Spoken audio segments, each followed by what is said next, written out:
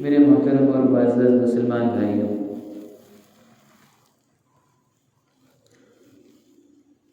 ہماری زندگی کا گزرتا ہوا ہر ایک لمحہ، ہر ایک پل، ہر ایک سیکنڈ، ہر ساتھ، ہر مہینہ اور ہر سال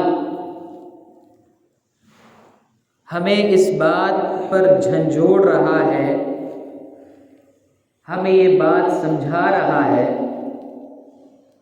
ہماری توجہ اس بات کی طرف دلا رہا ہے کہ ہم جس عارضی وقت کے لیے اس زندگی کو جی رہے ہیں، جس عارضی وقت کے لیے اس دنیا میں آئے ہیں، وہ عارضی وقت تھوڑا تھوڑا کر کے ختم ہو رہا ہے۔ ہمارے پاس یہاں آنے اور یہاں رہنے کے لیے ایک مخصوص مدت ہے، اللہ کے علم میں وہ مدت لکھی ہوئی ہے۔ کوئی اس مدت سے ایک لمحہ بھر بھی آگے نہیں بڑھ سکے گا، ایک سانس بھی ان مقررہ سانسوں سے زیادہ نہیں لے سکے گا۔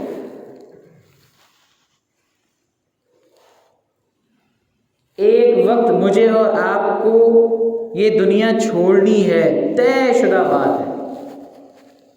موت میں کسی فرقے کا، کسی مذہب کا، کسی دین کا، کسی کا اختلاف نہیں۔ جو دین کو نہیں مانتے ہیں ان کا بھی اختلاف ہے، وہ بھی ان کے ہاں بھی موت ایسی یقینی چیز ہے کہ جو ہر شک اور شبہ سے بالا ہے۔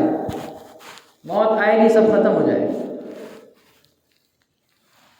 تو ہر گزرتا ہوا مہینہ، ہر گزرتا ہوا سال مجھے اور آپ کو سبق دے رہا ہے کہ اے انسان، اے ابن آدم، اے آدم کے بیٹے، تو اپنے حقیقی مقام کے، اپنی حقیقی زندگی کے قریب سے قریب ہوتا جا رہا ہے۔ ہر سانس جو ہم لے رہے ہیں وہ ہمیں دنیا سے دور کر رہی ہے اور آخرت کے قریب کر رہی ہے۔ ایک ایک سانس، ایک ایک گھڑی، جو سیکنڈ ایک آگے بڑھتا ہے وہ اعلان کرتا ہوا جاتا ہے، گھٹا دی غافل تجھے گھڑیال یہ دیتا ہے منادی، غافل تجھے گھڑیال یہ دیتا ہے منادی، گردوں نے گھڑی عمر کی ایک اور گھٹا دی۔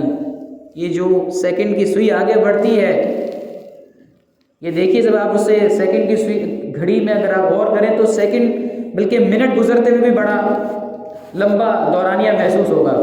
گھڑی میں جب آپ ایک منٹ کے گزرنے کا بھی انتظار کریں گے تو ایک منٹ بھی بڑا لمبا محسوس ہوگا۔ وہ ایک ایک سیکنڈ جو آگے بڑھ رہا ہوتا ہے وہ مجھے اور آپ کو جھنجھوڑ رہا ہوتا ہے، سبق دے رہا ہوتا ہے، گھٹا دی گھٹا دی گھٹا دی۔ ایک ایک سیکنڈ، ایک ایک لمحہ، ایک ایک سانس مجھے اور آپ کو اپنے حقیقی گھر کے قریب کر رہا ہے اور اس دھوکے کے گھر سے دور کر رہا ہے، اس دھوکے کے گھر سے دور کر رہا ہے، اپنی حقیقی منزل کے قریب کر رہا ہے۔ اب عقل مند انسان کون ہے؟ سمجھدار کون ہے؟ وہ کون سا شخص ہے جسے میں اور آپ بھی سمجھدار کہیں گے؟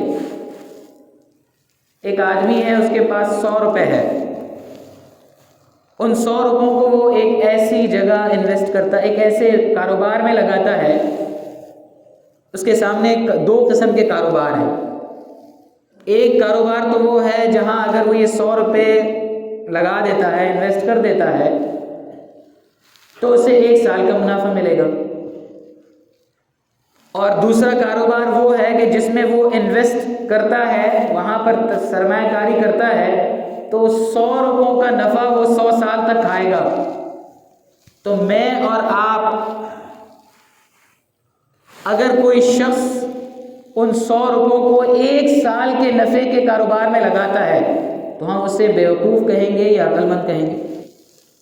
بیوقوف کہیں گے، سرمایہ ضائع کر دیا، سرمایہ ہاتھ سے ضائع ہو گیا، ایسی سرمایہ کاری کرتا کہ اس کا نفع دیر تک وہ کھاتا رہتا۔ عقل مند وہی کہلائے گا، میں اور آپ بھی اسے ہی عقل مند کہیں گے جو ایسے کاروبار میں نفع سرمایہ کاری کرے جس کاروبار کا نفع وہ 100 سال تک کھائے گا۔ ایسے ہی یہ جو زندگی ہے، یہ جو وقت ہے، نہ جانے کس کا کتنا وقت ہے، نہ جانے کس کا کتنا وقت ہے، یہ بھی کچھ پتہ نہیں۔ ایک اس ٹرین میں اور آپ سوار ہیں، کسی بھی وقت اللہ کی طرف سے امر ہوگا اور مجھے اور آپ کو کھینچ کر اس ڈبے سے اتار دیا جائے۔ برف ہے زندگی، پگھل رہی، اور ایک دن پگھل کر ختم۔ کتنی ہے اس برف کی مقدار، کتنی ہے یہ بھی ہمیں معلوم نہیں۔ امتحان گاہ میں بیٹھے ہوئے ہیں، ایگزامینیشن ہال ہے، ہر ایک اپنا پرچہ کر رہا ہے، کس وقت اس سے وہ پرچہ کھینچ لیا جائے کسی کو پتہ نہیں۔ رفتہ رفتہ ہو رہی ہے عمر کم، نہیں، مثل برف ہو رہی ہے عمر کم، مثل برف ہو رہی ہے عمر کم، چپ کے رفتہ رفتہ دم بدم۔ پتہ غور اگر نہ کریں تب بھی عمر کم ہو رہی ہے۔ ٹرین میں بیٹھے ہوئے ہم سوتے ہیں تب بھی سفر کٹ رہا ہے، جاگ رہے ہیں تب بھی سفر کٹ رہا ہے۔ عقل مند انسان وہ ہے جو اپنے حقیقی منزل کے لیے پہلے سے تیاری کر لے۔ الکیس من دان نفسہ وعمل لما بعد الموت، جہاں ہمیشہ رہنا ہے۔ عقل مند وہ ہے جو اپنے آپ کو اللہ کے احکامات کے تابع کر لے۔ لمن دان نفسہ، اپنے نفس کو اللہ کے احکام کے سامنے جھکا دے، اللہ کی چاہی زندگی گزار لے، من چاہی کے بجائے اللہ چاہی زندگی گزار لے۔ آپ صلی اللہ علیہ وسلم نے اس کو عقل مند فرمایا ہے، اور وہی عقل مند میں دنیا کے اعتبار سے میں آپ کے سامنے مثال عرض کی کہ ایک شخص 100 روپے اگر ایک سال کی نفع کی تجارت میں لگاتا ہے کہ ایک سال تک نفع کھائے گا، تو ہم اس کو کہیں گے بیوقوف ہے یہ، اس کو 100 ایسے کاروبار میں لگانا چاہیے تھا کہ 100 سال تک نفع کھاتا۔ ایسے ہی جو یہ وقت کا سرمایہ ہے ہمارے پاس، اگر اس وقت کے سرمایہ کو میں اور آپ آخرت کی تجارت کے لیے لگاتے ہیں، آخرت کے کاروبار کے لیے لگاتے ہیں، تو اسی بات کو آپ صلی اللہ علیہ وسلم نے فرمایا کہ میں اور آپ عقل مند شمار ہوں گے، کیونکہ ہم نے بڑے دیر تک نفع ملنے والی تجارت میں اپنا سرمایہ لگا دیا۔ الکیس من دان نفسہ وعمل لما بعد الموت۔ عقل مند انسان وہ ہے جس نے اپنے نفس کو اللہ چاہی زندگی کے تابع کر لیا اور اس کی ساری زندگی کے سارے لمحے موت کے بعد آنے والی سچی زندگی کے لیے لگ گئے۔ وعمل لما بعد الموت۔ اور بیوقوف کون ہے؟ والعاجز، بیوقوف ہے وہ شخص من اتبع نفسہ ہواہا، جس نے دنیا میں تو اپنی منچاہی زندگی گزار لی، دنیا میں تو جیسی منچاہی زندگی ہوتی ہے وہ گزارتا ہے، اور پھر وتمنا علی اللہ، اللہ پر امیدیں اور تمنائیں باندھتا ہے۔ دنیا میں زندگی گزار رہا ہے من چاہی، جیسا چاہا کھا لیا، جیسا چاہا پہن لیا، حلال آیا وہ بھی لے لیا، حرام آیا وہ بھی جیب میں رکھ لیا،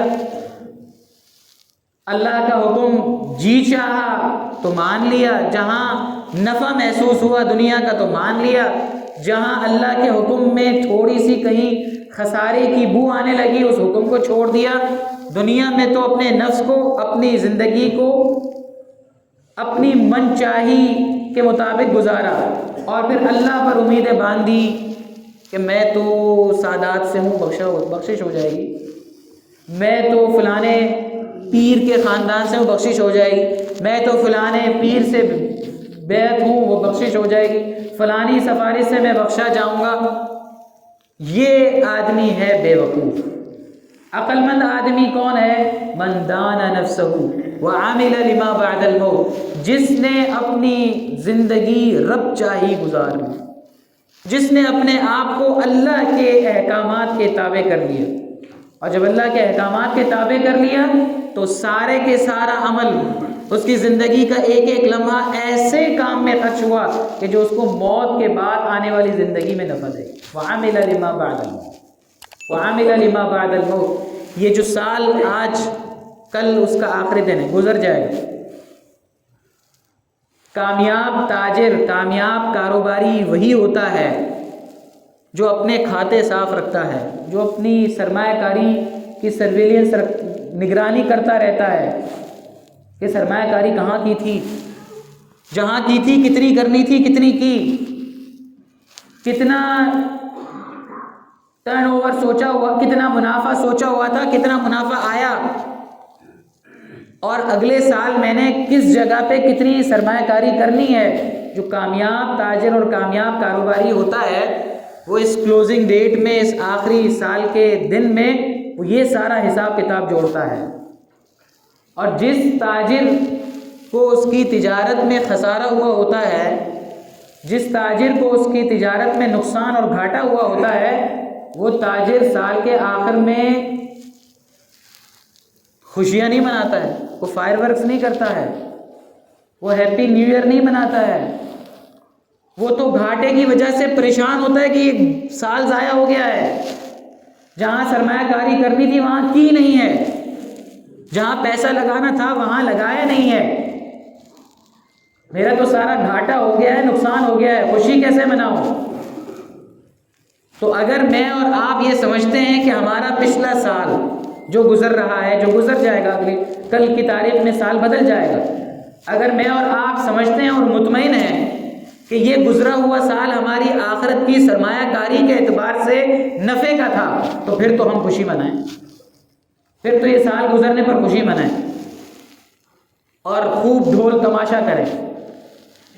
اور اگر ایسا نہیں ہے، اور یقیناً ایسا نہیں ہے کہ جو گزشتہ سال ہے وہ ایسا نہیں گزرا ہے کہ میں یہ مطمئن رہوں کہ ایسا یہ نفع بخش سال تھا میری آخرت کی تجارت کا، تو پھر یہ آج جو کل کی رات ہوگی، سال گزرنے کی رات ہوگی، یہ گلچھرے اڑانے کی رات نہیں ہے، پھر تو یہ افسوس اور ندامت کی رات ہے، یہ تو خود احتسابی کی رات ہے، یہ محاسبے کی رات ہے کہ جیسے سال گزرنا تھا ویسے نہیں گزارا ہے، اب کیا کرنا ہے، اب کیا کرنا ہے.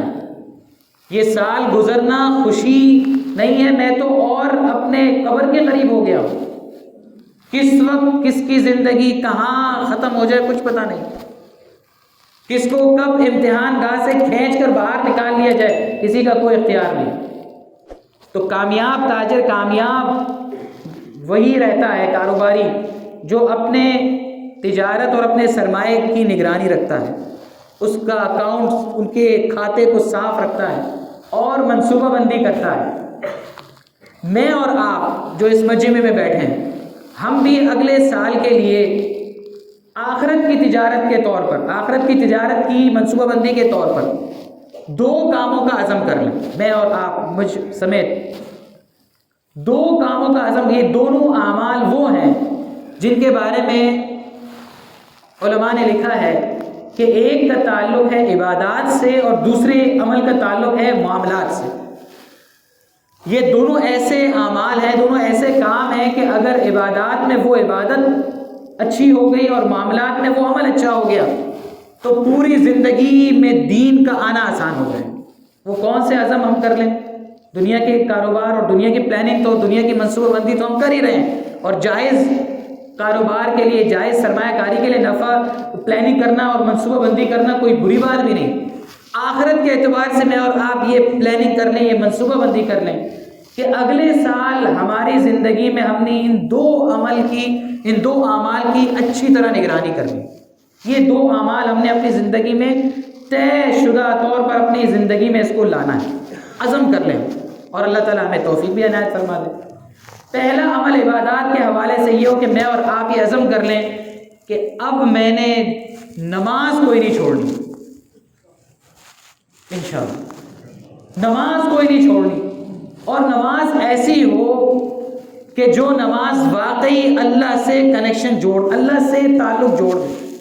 نماز رسمی کاروائی نہ ہو، ہفتہ واری خانہ پوری نہ ہو. جمعے کا دن ہے جمعے کی نماز پڑھنی ہے، بس وہ نماز پڑھ کے میں مسلمان ہوں، ایسی کارروائی اللہ کے ہاں مقبول شاید نہ ہو۔ اللہ تعالیٰ قبول فرما لے ہماری کوتاہی کو، لیکن یہ رسمی خانہ پوری ہے۔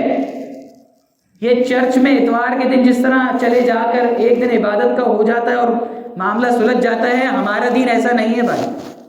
دن میں 5 دفعہ اللہ کے سامنے آ کر، اللہ کے سامنے سر جھکا کر اپنا تعلق اللہ سے جوڑنا ہے۔ تو ایک عزم تو ہم یہ کر لیں کہ نماز انشاءاللہ میری کبھی نہیں چھوٹے گی، فجر سے لے کر عشاء تک، فجر کی نماز سے لے کر عشاء کی نماز تک میری نماز انشاءاللہ میں نے اگلے سال کوئی نماز نہیں چھوڑنی۔ اور دوسرا عمل معاملات کے حوالے سے، یہ عبادات کے حوالے سے، اور دوسرا معاملات کے حوالے سے کہ میں نے ایک لقمہ حرام بھی اپنے پیٹ میں نہیں ڈالنا ہے۔ ایک لقمہ حرام بھی میں نے اپنے نوالا، ایک حرام کا نوالا بھی میرے منہ میں آئندہ سال نہیں جائے، روکھی کھاؤں گا، سوکھی کھاؤں گا۔ ایک لقمہ حلال بھی، ایک لقمہ حرام بھی میرے زبان سے نہیں لگے گا، نہ ایک لقمہ حرام میں خود کھاؤں گا، اور نہ جن کی ذمہ داری اللہ نے مجھے دی ہے روزی پہنچانے کی ان تک، گھر والوں تک، نہ ان کے پیٹ میں ایک بھی حرام کا لقمہ جانے دوں۔ یہ عزم میں اور آپ کا لیں۔ اور علماء نے لکھا ہے کہ یہ 2 باتیں جس کی زندگی میں ہو، عبادات کے حوالے سے نماز کی پابندی ہو، اور میں نے عرض کر دیا نماز وہ ہو جو اللہ سے جوڑ دے۔ خانہ پوری کی نماز نہ ہو کہ نماز شروع کی تو آخر میں صرف سلام پر پتہ چلا کہ نماز کا عمل ہو رہا ہے، ایسی نماز نہ ہو۔ اللہ ایسی نماز سے ہماری حفاظت فرمائے۔ اللہ اپنے دھیان والی، اپنے تعلق والی، اپنی محبت والی نماز پڑھنا ہمیں نصیب فرمائے۔ ایک یہ عمل ہو، اور دوسرا یہ عمل میں اور آپ پابندی کر لیں اور اس بات کا عزم کر لیں کہ ایک بھی لقمہ حرام ہمارے منہ میں نہیں جائے۔ اور علماء نے لکھا ہے کہ معاملات میں جس نے یہ طے کر لیا اس کی ساری زندگی سمجھ جائے گی۔ اس لقمہ حرام کے پیٹ میں جانے کی وجہ سے زندگی میں گناہ بھی آتے ہیں، برائیاں بھی آتی ہیں، اللہ کی نافرمانیاں بھی آتی ہیں۔ تو یہ 2 عمل میں بھی عزم کرتا ہوں، آپ بھی عزم کرتے ہیں انشاءاللہ۔ اللہ تعالیٰ عمل بولنے سے، سننے سے زیادہ عمل کرنے والا بنا دے۔ وآخر دعوانا الحمدللہ۔